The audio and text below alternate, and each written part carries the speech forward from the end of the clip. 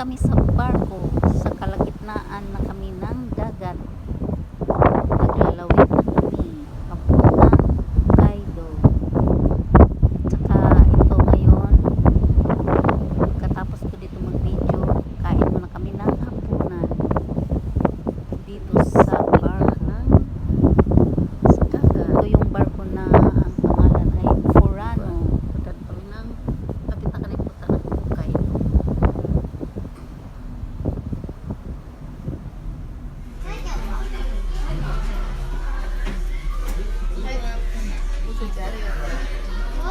Ayan yung pagkain namin sa barko. Kaya lang higdaan. Ay, bagay kay katuratong ko anong paon. Pwede ka nagbubulig dito, sayang. Ta, hindi ko nag-jud to ikaw.